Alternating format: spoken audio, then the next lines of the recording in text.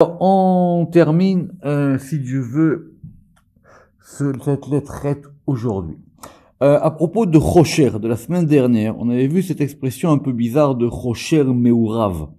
C'est-à-dire, on avait dit une obscurité mélangée. Et j'ai cherché à savoir d'où venait cette expression. Elle n'est pas courante. Simplement, il en a déjà parlé dans le Pardes, dans la porte des Tzartzachot, la porte 11 au chapitre 4, à propos d'un texte de Haïgaon qui expliquait que dans ces degrés supérieurs, vous vous rappelez que les Tzartzachot, ce sont les séphirotes ou les lumières qui sont au-dessus de Keter, et là-bas il parlait de ce degré d'obscurité mélangé. Donc maintenant, on va faire un morceau très intéressant qui est la notion de Chashmal. Alors, Chashmal, évidemment, pour des raisons linguistiques, en hébreu moderne, c'est devenu l'électricité, mais c'est pas ça qui nous intéresse aujourd'hui. Donc, de quoi on parle? Vous savez tous qu'il y a une fameuse prophétie de Ézéchiel, dans le premier chapitre d'Ézéchiel, et cette prophétie, elle a un nom, ça s'appelle Maaseh Merkava, ça s'appelle l'œuvre du chariot, ou l'action du chariot, parce que Ézéchiel, il a vu un chariot, donc tout le monde connaît l'histoire, il est en exil, il est à Babel, et il voit, d'après le sens simple, il voit la Shrina qui descend en exil, parce que comme les Bnei Israël, les Juifs, ils sont partis en exil à Babylone, bien qu'une partie était restée en Israël, après la destruction du premier temple, ils voient donc les chariots célestes qui descendent en exil, et c'est un passage très très compliqué, à tel point que ça fait partie des passages les plus secrets de la Torah, ça s'appelle Maaseh Merkava. Et il va avoir des visions qu'on va appeler des marot, donc c'est un grand sujet, je ne peux pas le faire aujourd'hui en un coup, il faut voir dans le Tikkun HaZohar, et il va voir des marot, les marot littéralement, c'est-à-dire ce sont des choses qu'on va lui montrer, et il va voir d'y montrer, et c'est un chapitre très très important, mais qu'il faut évidemment disséquer à la loupe, parce que chaque détail va être important. Simplement, à un moment donné, je vais vous dire à quel verset. Donc il va voir des chayot, il va voir des créatures qui s'appellent des chayot, qui sont donc une catégorie d'anges, qu'on va appeler les vivantes, il va voir des ophanim. Donc tout ça c'est très très précis et il faut le voir. Et donc c'est dans le verset 4. Vaere veine ruach seara. Donc j'ai vu, et voici qu'il y a un vent de tempête, Ba'a, qui vient du nord, Anan Gadol, une grande nuée, Ve'esh et du feu, Mitla Kachat, on va dire qu'il est flamboyant, Ve'nora l'osaviv, et il est entouré par une lueur de Noga, ou Mitocha, et à l'intérieur de ça, donc il y a 4 degrés, c'est les 4 clipotes, on va pas en venir là-dessus, et à l'intérieur, Ke'ein Achashmal, et quelque chose, d'ailleurs c'est très simple, il ne faut pas le traduire, ça s'appelle comme le Chashmal. D'accord? Dans la Bible qu'on a ici, il y a mis une note, mot de signification douteuse, désignant l'ambre ou l'émail ou la galène, mitochaesh ke'en achashmal, comme une sorte de Chashmal à l'intérieur du feu. Donc c'est la vision d'Ézéchiel. Donc c'est évidemment un sujet connu qui a fait couler beaucoup d'encre, et la Gemara dit Chashmal Pirouche Chazal, c'est marqué dans Chagiga, dans le fameux chapitre de Chagiga qui va parler de Maaseh Merkava, que ce sont un autre nom de ces anges qui s'appellent les Chayot, qui s'appellent les vivantes. Maintenant, pourquoi est-ce qu'on les appelle Chashmal? Alors, et il les a vus à l'intérieur du feu. Donc ce sont des anges de feu, des Chayot, et elles s'appellent Chashmal. Donc ça veut dire quoi? Chashmal, on coupe le mot en deux, Chashmal. Donc soit elles sont chash, chash ça veut dire qu'elles se taisent, soit elles sont mal, et soit ça veut dire qu'elles parlent. D'accord? Les malel, miloul, mila, en hébreu, c'est le fait de parler. Donc c'est ça qu'on a dit, c'est marqué là-bas dans la Gemara, vodamrou, pa'amim chashot, ou pa'amim alelot. Des fois elles parlent, et des fois elles se taisent. Et quand elles se taisent, elles font pas de bruit, et quand elles parlent, ça va parler, ça fait du bruit, et c'est accompagné du bruissement des ailes. Donc ça c'est connu, c'est le pshat de base à propos de cette notion de Chashmal, c'est d'ailleurs ramené par tous les commentateurs classiques. Piresh Rabbi Moshe, et Rabbi Moshe il explique que ça correspond chez M, Vav Ketzavot, que ça correspond donc, ce degré de Dechayot, ça correspond aux 6 séphirotes inférieures, ce qu'on appelle les 6 extrémités, et parce que VM itim hashot, parce que ces séphirotes-là, des fois elles se taisent, que chez M mekabelot chez Fa'ami lemala. En fin de compte, ça veut dire quoi? Que des fois elles se taisent et des fois elles parlent. Quand on se tait, en général, c'est qu'on écoute. Et quand on parle, c'est qu'on n'écoute pas. Donc, quand elles écoutent, elles sont à l'écoute, elles se taisent. Pourquoi elles sont à l'écoute?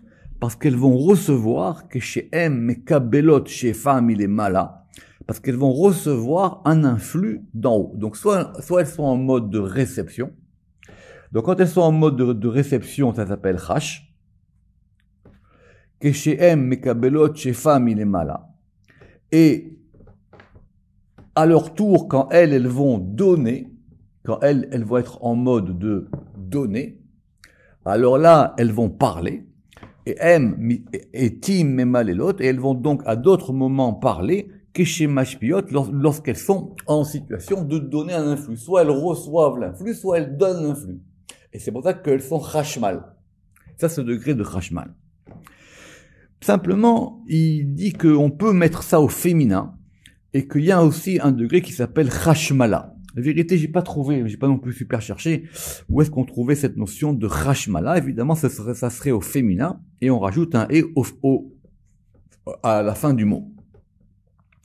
Et donc, quand c'est Chashmala, évidemment, ça désigne la Malchut, Ihya Malchut, Biyota Mityachedet, lorsqu'elle va s'unifier, donc la Malchut c'est le et, lorsqu'elle s'unifie à ce degré de Chashmal, qui sont les 6 extrémités, et lorsqu'elle va s'unifier Beyichut, ça s'appelle Chashmala. Donc en fin de compte, c'est une manière de voir, n'oubliez pas qu'il n'y a pas que les sphirotes, donc on peut à un moment ne pas du tout voir les sphirotes, et on considère qu'on voit comme une espèce de système angélique, et ce système, des fois il est en réception, et des fois il est en action. Et lorsqu'il va s'unifier au degré d'en bas, ça s'appelle Chashmala. Vers Chashmal, l'irmoz el abina. Et maintenant, d'où est-ce que ces 6 séphirotes, elles reçoivent? Alors, Chashmal, c'est lié ici au degré de la Bina, parce que c'est elle qui va influer sur les Abina, Mashpaat, c'est elle qui va influer sur les 6 extrémités. Fin de citation. Ça, c'est ce qu'on a dans la Kabbale antique, chez Rabbi Moshe. Dans le Raya Mehemna, c'est-à-dire dans les passages du Zohar attribués à Moshe Rabbeinu, dans le Zohar de Bamidbar, c'est expliqué comme ça. Piresh Rabbi Shimon Bar Yochai, Rabbi Shimon Bar Yochai, il va expliquer que Chashmal, évidemment, c'est de la même manière que Chashmal, c'est Chash et Mal. Donc on coupe Chash et Mal. Donc c'était un enseignement très ancien. Ce que je vous rappelle, la Gemara le ramène, le Midrash il le ramène, Abu Dafia le ramène, tout le monde le ramène. Même le Zohar aussi, il va ramener cette notion de Chash et Mal. Simplement, comme ce sont 2 notions juxtaposées, alors, accrochez-vous bien, on va considérer que ce sont 2 degrés l'un à côté de l'autre.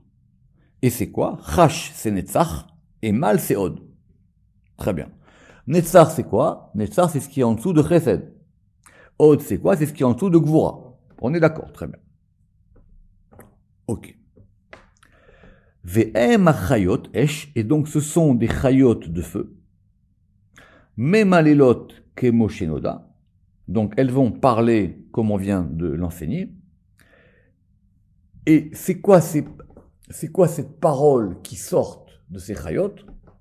Shehem asfataim, ce sont les lèvres. Amedaberim banevoa la neviim, ce sont les lèvres qui vont parler aux prophètes. Les lèvres qui vont parler en prophétie aux prophètes. C'est la bouche de la prophétie. Quand elle parle, cette bouche de la prophétie, elle s'appelle, donc on a dit mal. Et elles vont parler. Évidemment, ça ne vous a pas échappé que les lèvres, il y en a 2 aussi. Et du coup, on peut maintenant mieux comprendre ce que le Talmud il avait dit qu'on a cité plus haut. Besha chez Adibur Yotse Mipi Agvura. Qu'est-ce qu'elle a dit là-bas à l'Agmara? Elle a dit, à partir du moment où la parole, elle sort, Mipi Agvura, elle sort de la bouche de la Gevura. En général, on ne fait pas attention à cette expression parce qu'on dit Mipi Agvura, c'est une manière de dire de la bouche de Dieu. Non, il y a marqué Mipi Agvura, de la bouche de la Gvura. Or, la Gvura, c'est quoi? C'est du feu. D'accord? Donc, ça sort du feu.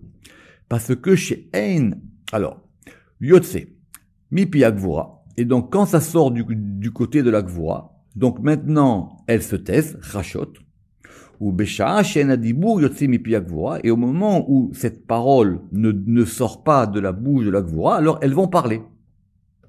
En gros, c'est comme quelqu'un qui reçoit un influx et tout d'un coup, au moment, une fois que cet influx, il a reçu, il va le redonner. Donc, il est à l'écoute, il reçoit, il est en pleine réception et maintenant, il va se mettre à parler. C'est ça, ce degré de Chash et Mal. Très bien. Maintenant, pour ceux qui ont bien fait le Pardes, vous avez vu dans le Pardes que ces 2 degrés de Netzach et Od, de Chash et de Mal qu'on voit maintenant ici, ça correspond à 2 noms divins, Yud Ke Vav Ke Adni.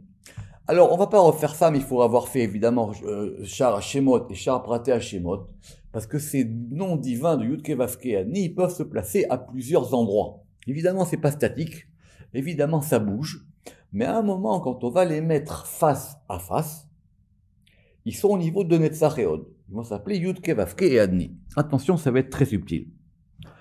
Ve'inyano, Shete Shemot Yud Ke Vav Ke Adni, et ça correspond aux chayot. Pourquoi? Parce que les chayot, on verra plus tard, elles ont 4 faces.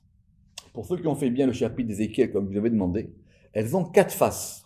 Vous vous rappelez? Donc, Pene Aryeh, Pene Adam, Pene Shor, Pene Nesher.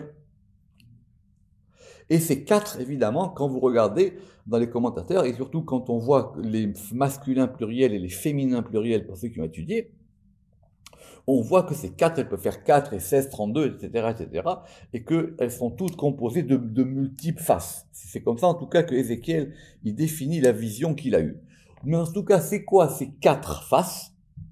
Ces 4 faces, elles vont correspondre à quoi?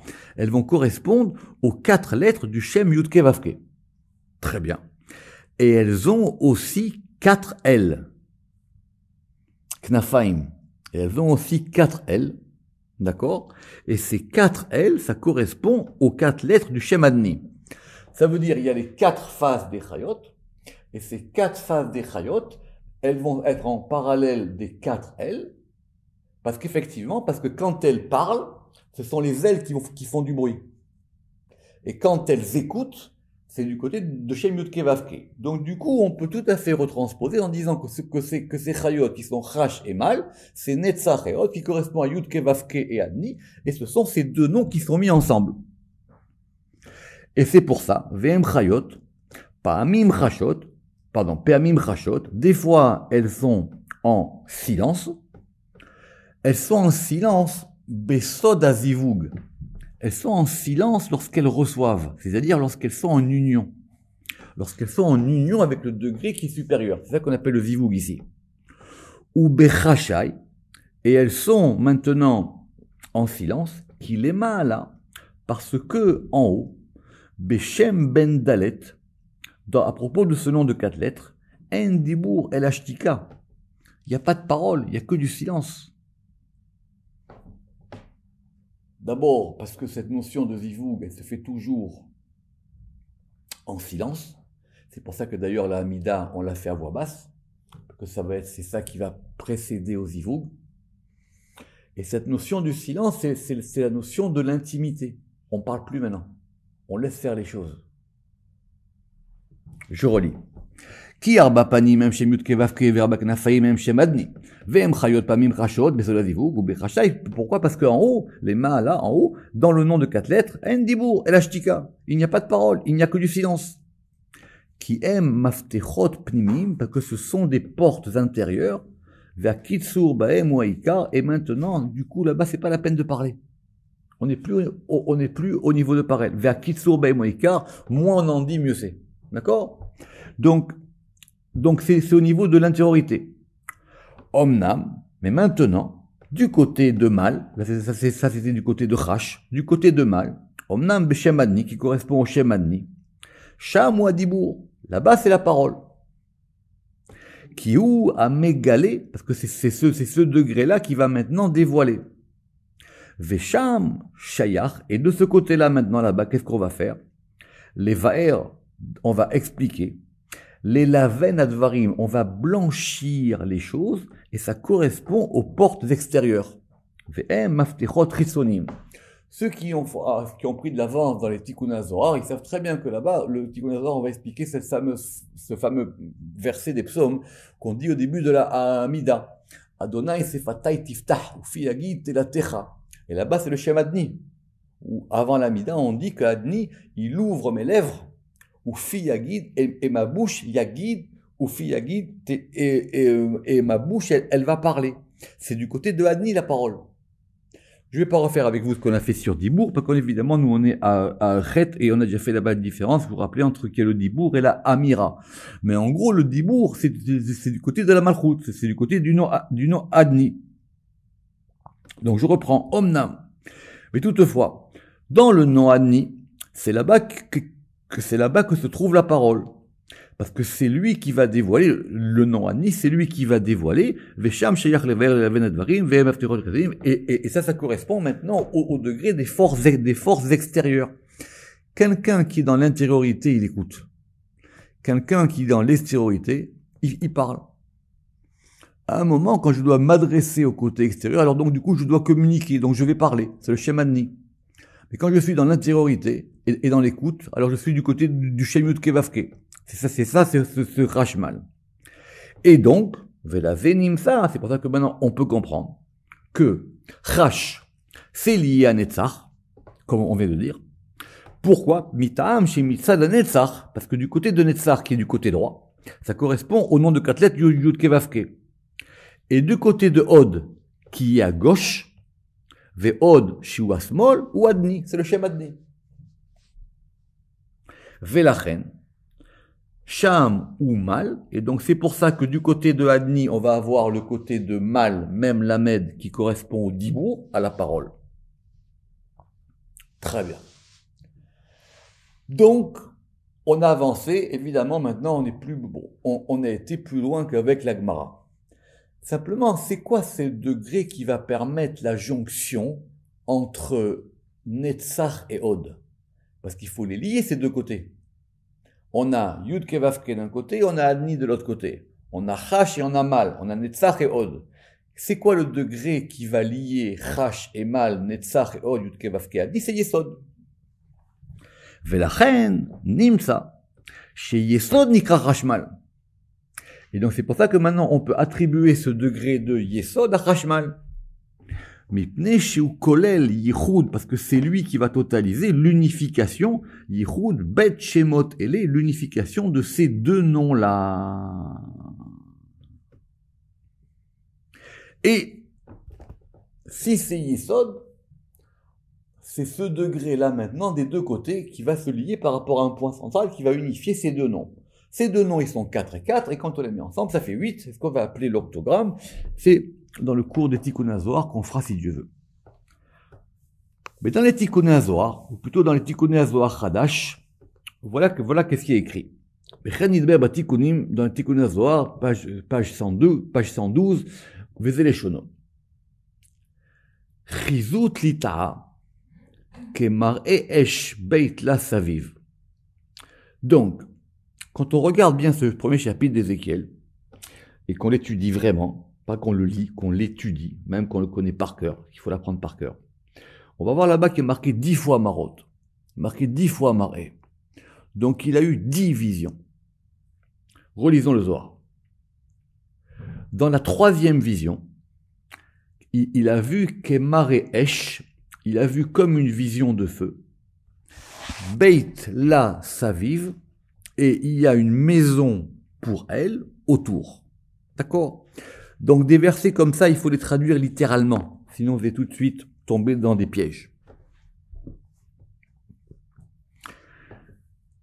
Voilà ce que dit le Zohar.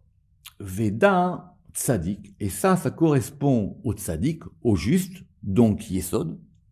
Ce degré du juste, tzaddik, yesod, on l'appelle Chai ou Chai Almin, il s'appelle le vivant ou la vie des mondes, ça on l'a déjà vu. Mais ce degré-là, Deachid, parce qu'il va unifier, Ben Kucha Berechu de Yud Kevavke, entre le Saint béni soit-il qui est Yud Kevavke, ou Ben Shrinta, et entre la Shrina qui est Adni. Donc c'est un degré d'unification des deux côtés, ce degré de Tzadik. Ve Tzadik, Iyu Chashmal, et c'est pour ça qu'on va dire que ce degré de Tzadik, c'est lui le Chashmal. Klala des Trin Shema'an, et il est la totalité des deux noms, de ces deux noms-là, des Trin Shema'an et Lin, qui sont l'octogramme, Yud, Aleph, etc., pour ceux qui connaissent ce nom-là.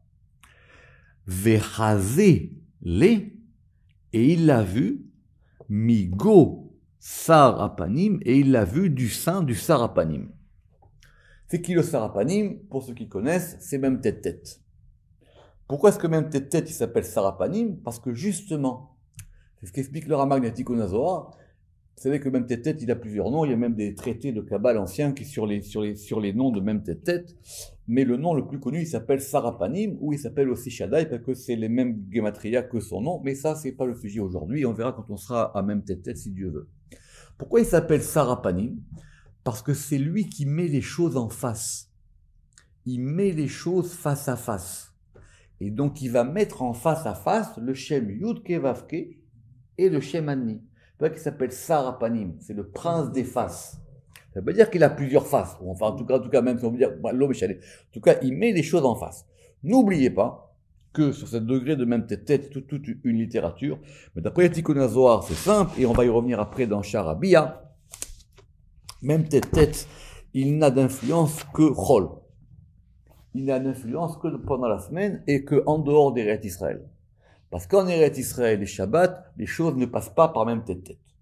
D'ailleurs, c'est ça la kavana principale. Rappelez-vous, pour ceux qui ont bien suivi, vous vous rappelez quand on a vu dans le Birkat Hamazon, que Dieu, il doit nous délivrer de ce degré de même tête pendant le Shabbat. Parce que pendant le Shabbat, ça passe pas par lui. Heureusement d'ailleurs. Parce qu'il y a un degré où on n'a plus besoin de lui comme étant un intermédiaire. Et ça passe par quoi? Ça passe justement ça passe directement par ce degré de tzaddik.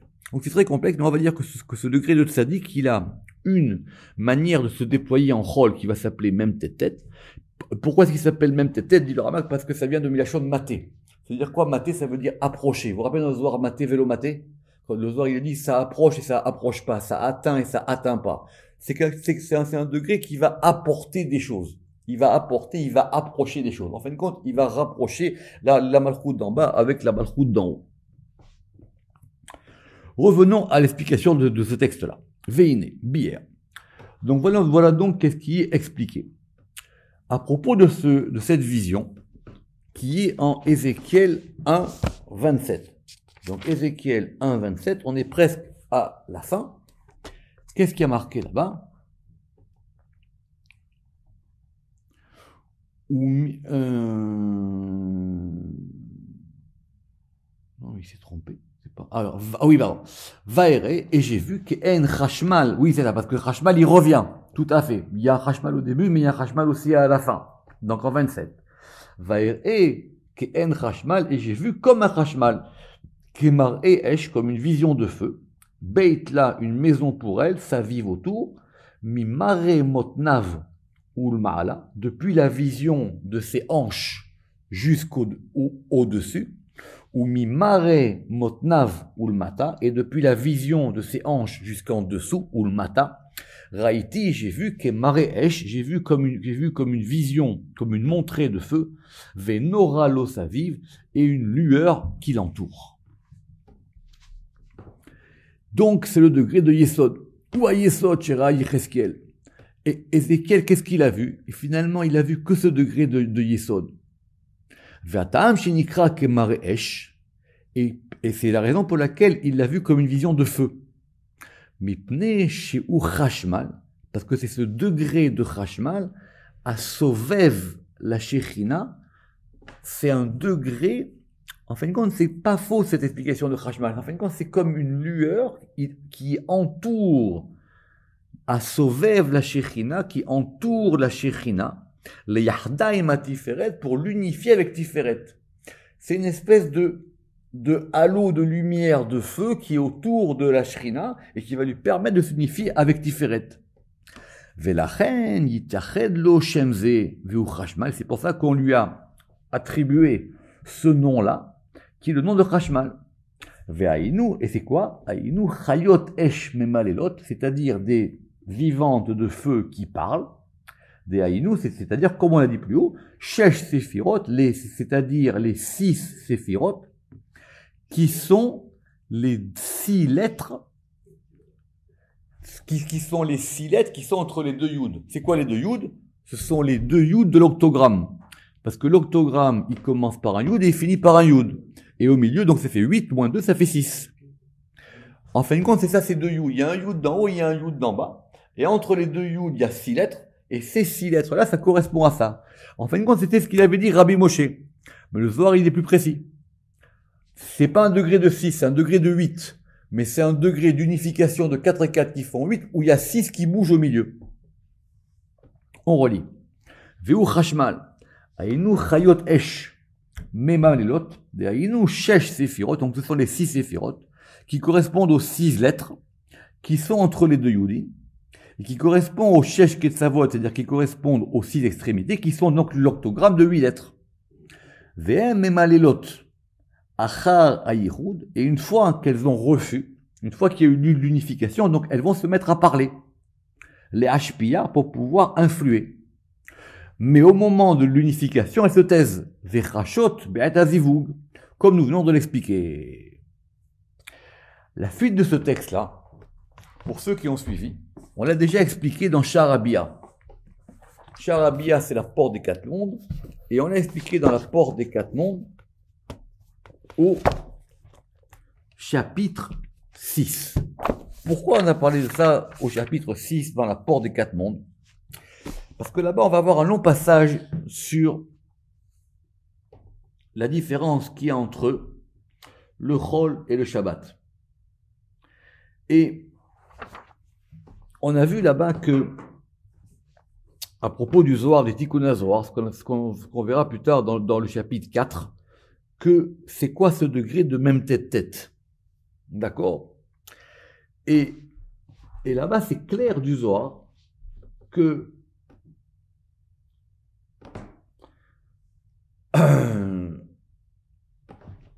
la vision de Ézéchiel, Ve'al kol panim, mitocho lamadnu, et de toutes les manières de ce Zohar-là, vous ferez, c'est la fin du chapitre 6, que Ézéchiel, il a vu ce degré de tzaddik isodolam, du sein de ce degré de Sarapanim qui s'appelle même tête-tête. Et il s'appelle même tête-tête Sarapanim, et c'est ainsi qu'on l'a nommé. Les harot pour indiquer que Moshe tzaddik sar shtepanim, de même que le tzaddik, il est prince des 2 faces qui correspondent à ces 2 noms Yudke, Vavke et Adni, qui sont Chashmal.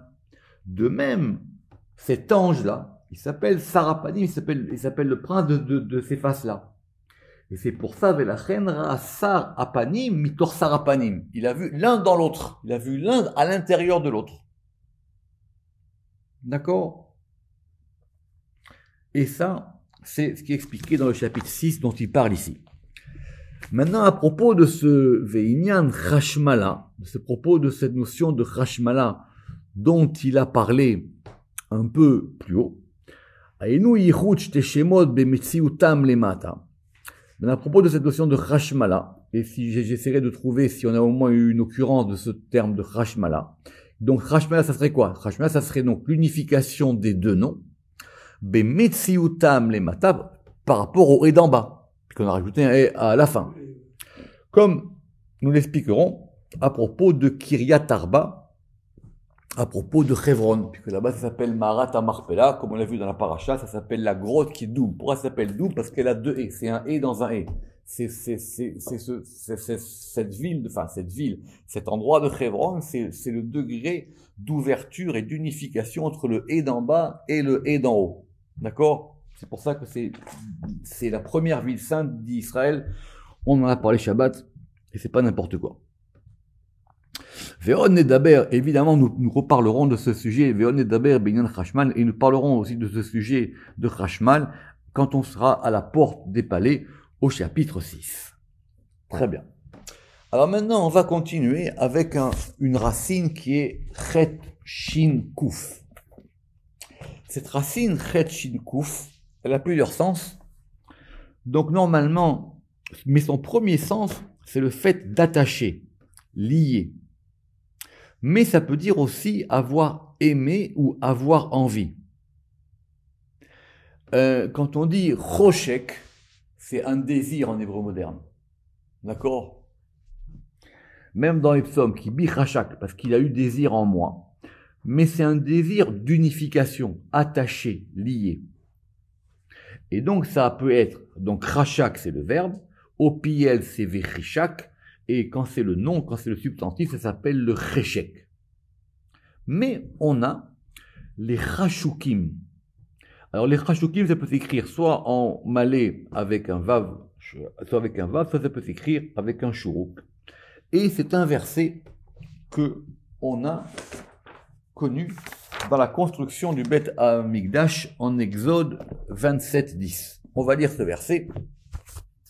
Donc vous savez qu'évidemment le Mishkan, vu qu'il est là pour faire descendre la présence divine dans le camp d'Israël, donc on va pas non plus confier ça à n'importe quel architecte, ni on va pas non plus faire n'importe quoi. Donc toutes les dimensions, tous les matériaux, toute la configuration, toute l'architecture, évidemment, elle est très particulière.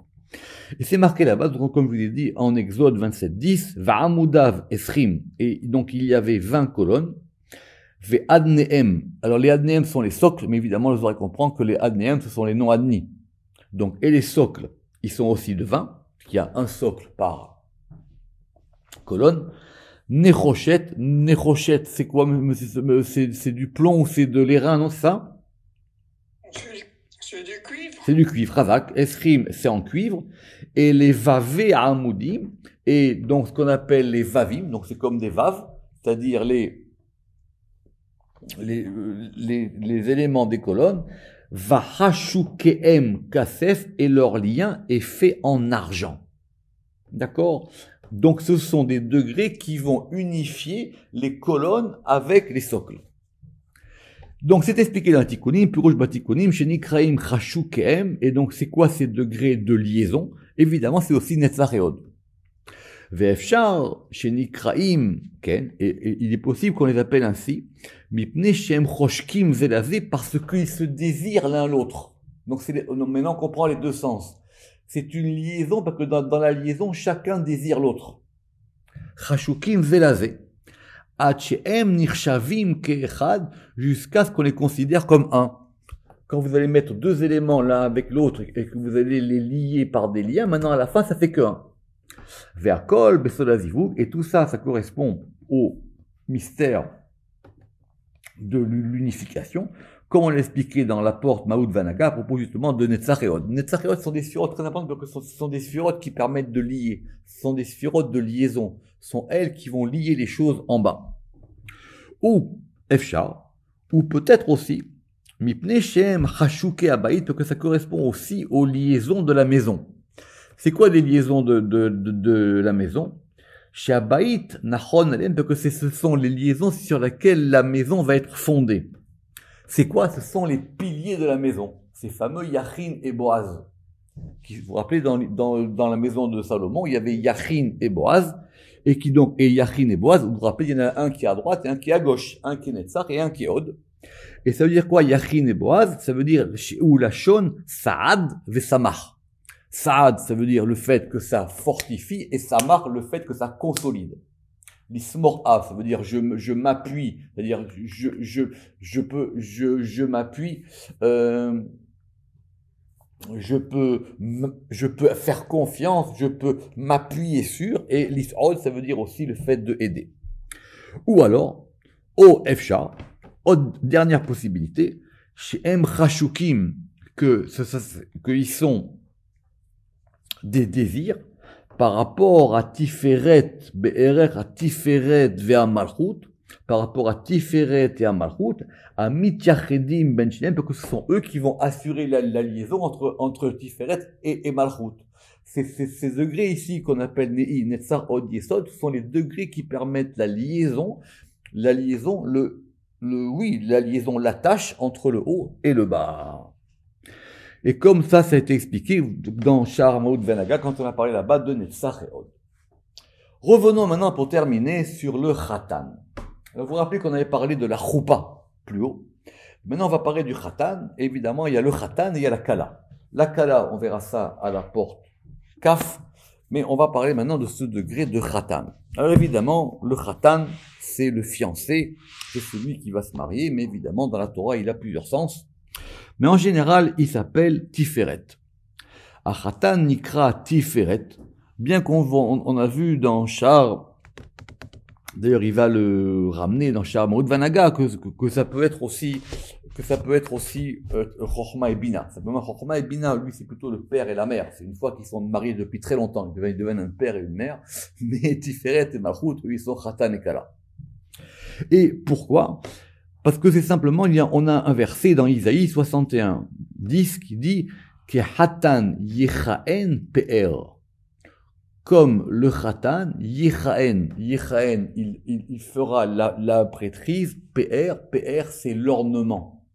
D'accord? C'est l'ornement, c'est la parure. Or, PR, c'est Tiferet. Que le Khatan, c'est celui qui est orné. Et évidemment, nous avons déjà vu, vous vous rappelez qu'on a vu là-bas les 10 séphirotes, comment le Khatan, on va le placer à l'intérieur de la Choupa. Mais maintenant, Omnam nikra Khatan, be'itiardo im kalato. Évidemment, s'il est fiancé, c'est qu'il y a une fiancée. Donc il n'y a de Khatan que par rapport à la Kala. Nikra Khatan be'itiardo im kalato, qui est la Malchut. Et ils vont maintenant, ve'em mit'aterim, et ils vont maintenant se couronner. Alors, on va prendre 2 minutes. Il y a 2 mots pour indiquer la couronne. En général, couronne, c'est Keter. Mais il y a aussi la Atara. Ateret, c'est la forme construite. Ça n'existe pas. Ateret. Atara, c'est la forme construite. Et la Atara, c'est une couronne, mais on ne peut pas traduire les deux par couronne. En fin de compte, c'est plus, comme on avait vu avec M. Seban, alors nous, on avait proposé une traduction peut-être qui n'est pas très bonne en disant que la Atara, c'était la nimbe. C'est quelque chose qui était au-dessus de la tête. Comme on dit de quelqu'un qu'il est nimbé, en sens de français ancien. Mais, ce sont 2 choses distinctes. Et dans Sha'ar Maout Vanaga, pour ceux qui l'ont fait, le Ramak, il explique bien la différence entre les deux. Mais en tout cas, dans Shir HaShirim, quand il y a marqué Ba'atara shitra lo imo beyom chatunato beyom simchat libo, que la mère, elle lui a préparé Ba'atara shitra lo imo, que sa mère, elle l'a nimbé d'une couronne spéciale, beyom chatunato, au jour de son mariage, ou beyom simchat libo, et au jour de la joie de son cœur. Et il y a une notion qui s'appelle Atarot Khatanim, qui s'appelle la nimbe des fiancés. Alors c'est une notion complexe. Pourquoi? Parce qu'il y a une Mishnah dans Sota, en 9.14. C'est une Mishnah qui raconte malheureusement les décrets que les rabbins ils ont été obligés de prendre au fur et à mesure de l'invasion romaine en Eretz Israël. Alors, je vous laisse le soin de découvrir cette Mishnah, mais la Mishnah, elle dit comme ça, Bepulmus shel Aspasianos gazrou al aterot chatanim ve'al earus. Au fur et à mesure que la domination romaine et grecque, enfin plutôt romaine ici, elle s'est refermée sur la terre, sur Jérusalem en particulier, donc on a progressivement diminué les marques de joie. Et on a progressivement diminué les marques un peu d'ostentation de joie. Et après, la Mishnah continue, Pulmus shel Titus, Et à propos des règles qu'on a fait lorsque Titus est venu, là-bas on a interdit les atérot kalot. Donc on voit bien qu'il y avait les atérot khatanim et les atérot kalot. D'accord? Et après, effectivement, quand ça c'est encore plus loin, vous verrez, c'est la suite de la Mishnah. Et il y a aussi la notion du apirion. En tout cas, c'est quoi? Ça désigne des espèces de parures desquelles on ornait le fiancé et la fiancée le jour du mariage. C'est intéressant. C'est quoi ces atérot khatanim? Le Rambam Rabbi Ben ramène que on mettait au-dessus de la tête du marié comme une espèce d'élément en cristal ou dans un métal ou dans des pierres assez particulières pour lui faire comme une espèce de nimbe au-dessus de la tête. Il se promenait avec ça le jour du mariage. Et la Kala, on faisait pareil, mais avec des roses et avec des fleurs. Donc c'est ça cette notion de Atarot Khatanim. Mais pour ceux qui ont fait Sharmot Vanaga, là-bas ça correspond à tous les degrés des sphirotes. Parce qu'il y a autant de Atarot que de sphirotes. Donc on relit. Et donc il s'appelle Khatan. Évidemment, quand il est en union avec sa Kala, avec sa fiancée qui s'appelle la Malchut, et ils vont maintenant les deux se nimber dans ce secret de Atarot Khatanim, comme nous l'avons expliqué dans Sharmot Vanaga. Il n'a pas donné l'adresse de Sharmot Vanaga parce que là-bas, il explique dans plusieurs chapitres.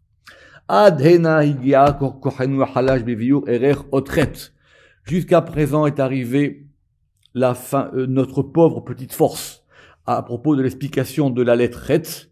Et avec l'aide de Dieu qui nous influe, maintenant nous expliquerons à partir de la semaine prochaine, si Dieu veut, la lettre Tet, Baruch Adonai Le'olam, Amen ve Amen.